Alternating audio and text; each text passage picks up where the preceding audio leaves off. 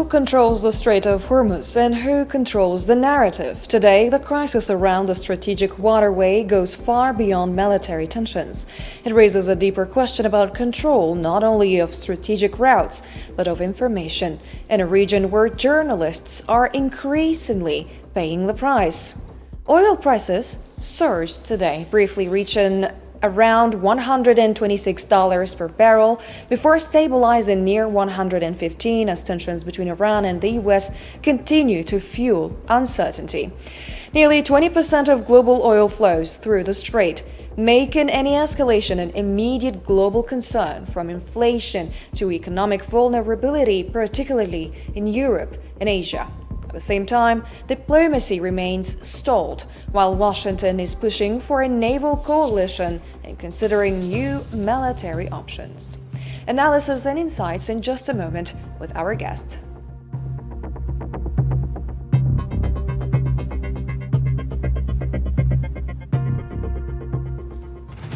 So to start our discussion, I would like to welcome Mr. Greg Simons, professor at the University of Daffodil in Dhaka. Thank you for joining us. My pleasure. Thank you. Thank you very much. And maybe to start, let us mention the statement of Mujtaba Khamenei today. So the Iranian leader said the U.S. presence in the Gulf is the main cause of regional instability and claimed its bases are unable to protect themselves. Let's have a listen. Years had grown accustomed to the silence and submission of rulers in the face of aggressors, have over the past 60 days witnessed displays of resilience, vigilance, and struggle by the heroes of the naval forces of the army and the Revolutionary Guard, alongside the courage of the people and youth in southern Iran in rejecting foreign domination. Today, thanks to Allah Almighty and to the blessing of the blood of the martyrs of the third imposed war, especially the late leader of the Islamic Revolution, it has become clear not only to global public opinion and the peoples of the region, but even to their rulers themselves, that the American presence in the Persian Gulf is the primary factor behind instability, and that its bases are incapable of even securing themselves. So how could they secure others? So Mujtaba Khamenei is saying that the U.S. is the major factor of instability in the Gulf region, and we heard Iranian officials today mentioning the fact that controlling the Strait of Hormuz is going to be, or is going to free the region from U.S. interferences and U.S. presence in the region. What is your take on that, Mr. Simons? Well, I think he's absolutely right about the fact that the US bases there, they could not defend themselves, and this was exposed. I would say that the intention of the bases was never to defend the sovereignty of those countries which hosted those bases. I think this was the means with which the US at any stage it chose to use those territories to project hard power against Iran especially. So, I mean, this was never about defending those countries. It's what US bases around the world are all about.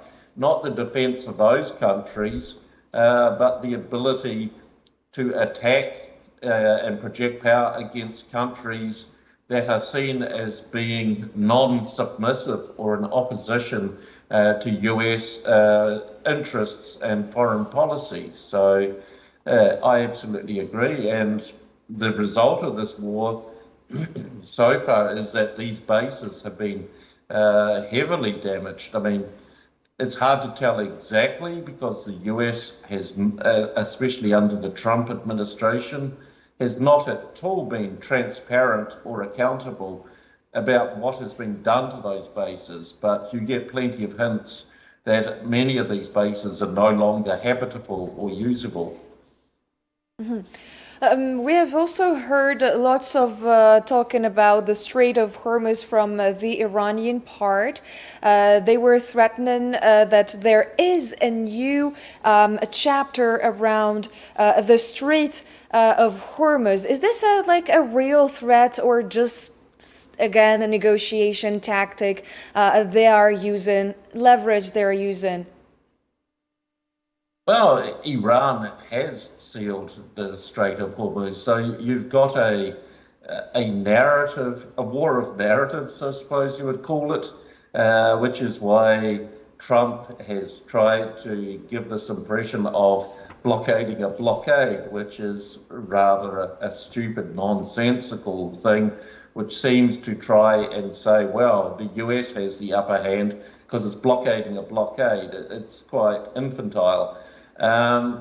Especially the fact that to blockade a blockade, they have to be rather a long distance from the Strait of Hormuz, otherwise they will lose ships. So this is a cognitive war where each is trying to define reality. I think that the Iranian narrative is more believable, and I think this is demonstrated when a ship tries to run the Strait of Hormuz without Iranian consent or approval. They get stopped. So at the end of the day, the Iranian position is more credible when you hear especially how many ships have cleared the so-called US blockade, which in itself is an act of war if it does try to stop other ships such as Chinese flagged or Russian flagged ship vessels. It's an act of war, clear and simple, and the US is already in very deep trouble politically, economically and militarily because of this war of choice, or as Trump referred to it as excursion in Iran. Mm-hmm. Mr. Greg, so can we say now that we're witnessing a long-term militarization of the Strait of Hormuz, or this is just a temporary crisis? We have seen how both of the parties in the conflict are using the Strait of Hormuz as a tool and as a leverage in the whole conflict. I think the problem has been created by the US themselves. Of course, at the behest of Israel to go into this war, because this was never a problem, ever. And they created it by their act of aggression against Iran. So this has shown Iran what it is capable of doing. And frankly, I don't think many countries in Iran's position and situation would be willing to give up such leverage, especially when the fact that, this current war is just one of many episodes in 47 years of American attempts to destabilize and regime change Iran. It's something that they would be crazy to give up because of that. This is probably not the last time. The US and Israel are likely to come back in the future. It was not that long ago in June 2025 when they had their direct confrontation. If we look historically, they've tended to use proxies, such as MEK or Iraq. They used Saddam Hussein during 1980 to 88 war. So this also marks an escalation by Israel and the US against the Islamic Republic. Mm-hmm. We have seen today President Trump, since we're talking about the Americans' policy, we saw him today saying that talks with Iran are being conducted by phone, and that that was after a planned U.S. delegation trip was canceled, And he claimed also that recent U.S. strikes destroyed of most of Iran's missile production facilities, whereas we do not have a confirmation from the Iranian side that they are in contact via phone or details about the extent of the damage done to the infrastructure or to the missile production facilities. You can tell when Trump is lying. Either his mouth is moving or his fingers are typing on Truth Social at like 3 o'clock in the morning Washington time. What is often important about these lies and distortions of Trump is the timing of them. So if you look at them, they are quite often made just before the markets open in Washington, D.C. So the price of oil takes a drop because it looks as though that some potential diplomatic or political end to the conflict is in motion, which it is not. And it has proven to be this pattern of the timing of the lies is important.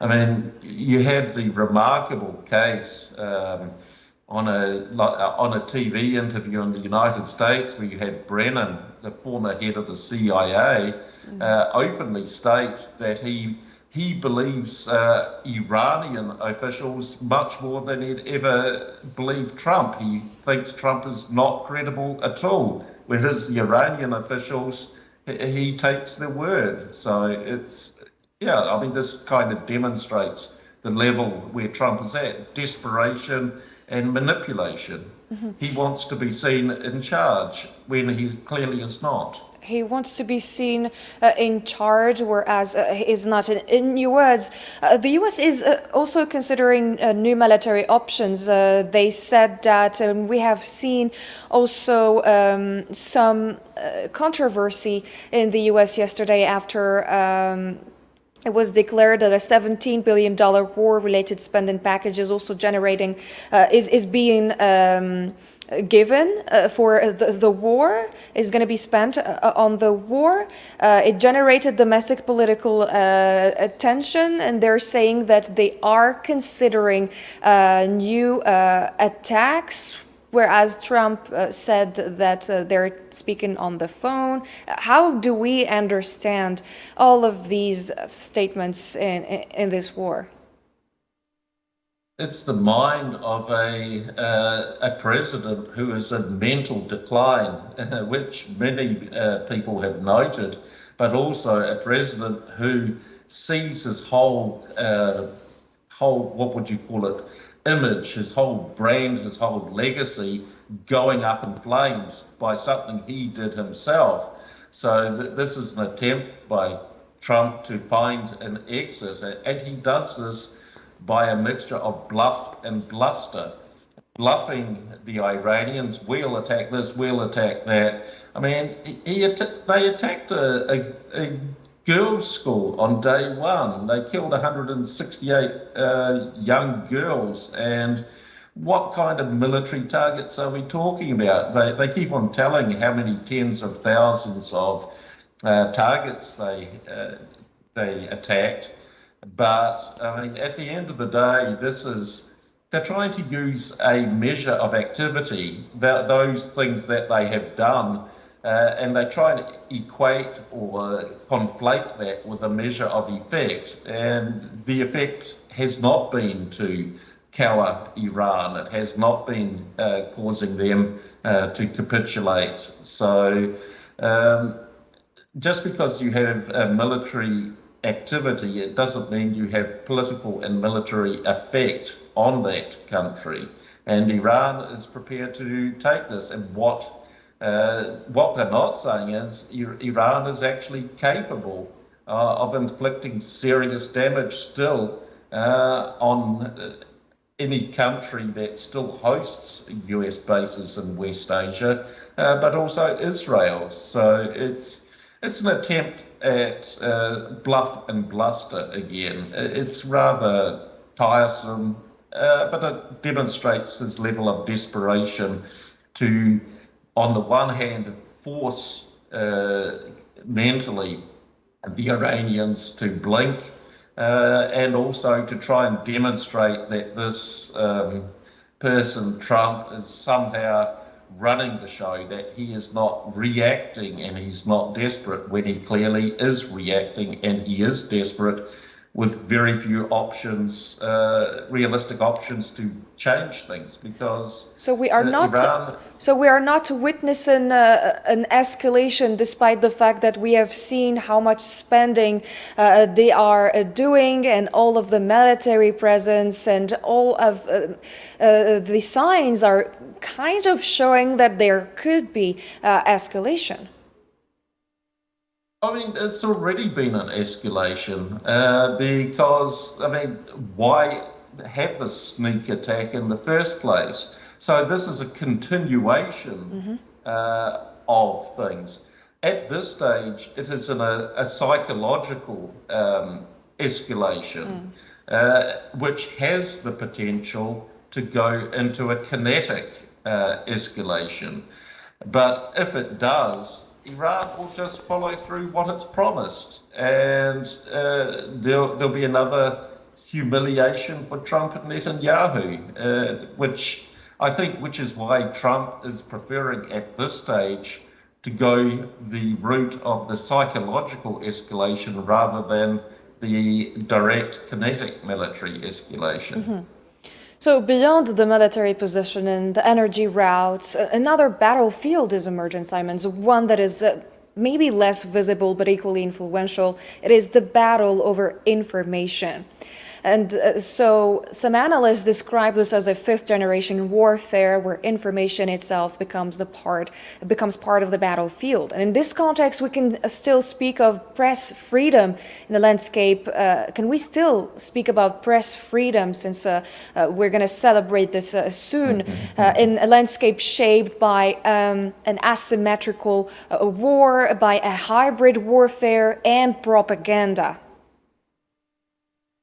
Information has always been a key component of warfare since organised warfare began. I mean, it's usually the case that an information war begins before the actual physical war.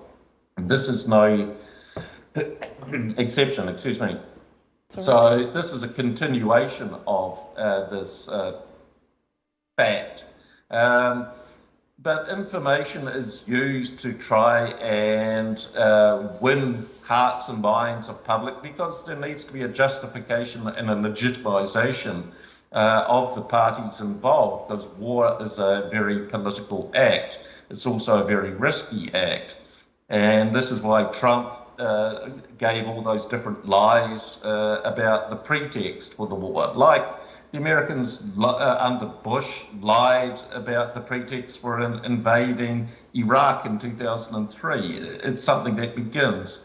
And there is a tendency, I think increasingly under Trump, you can see this so-called fake news, which he keeps on talking about. So anyone who doesn't quote him directly and without any kind of critique, so some kind of cult-like following and obedience to the Trump narrative is fake news. I mean, so the truth has become a weapon in itself.